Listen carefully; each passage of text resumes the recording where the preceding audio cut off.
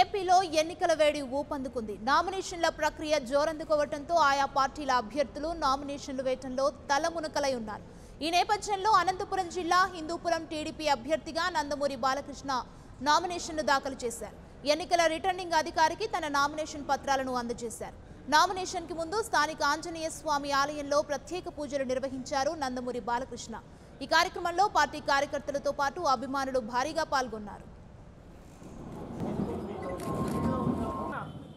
నాన్నగారు ఇక్కడ ప్రాతినిధ్యం వహించడం, దాంతో తనే హరికృష్ణ గారు ప్రాతినిధ్యం వహించడం, ఆ తర్వాత నేను మళ్ళీ రెండోసారి ఎన్నికల రంగంలో పాల్గొంటుకుంటూ టీడీపీ అభ్యర్థిగా పోటీ చేస్తున్నందుకు చాలా సంతోషంగా ఉంది. ఎందుకంటే ఇక్కడ ముఖ్యంగా చేయడానికి ఏదైతే నాన్నగారి ఆశయాలు ఉన్నాయో ఆ ఆశయాన్ని నెరవేర్చాం.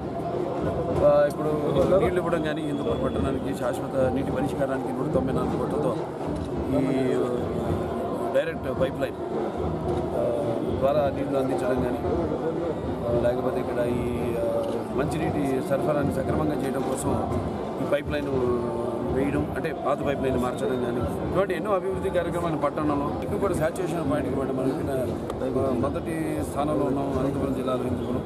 అలాగే For more updates, please subscribe 99 TV Telugu.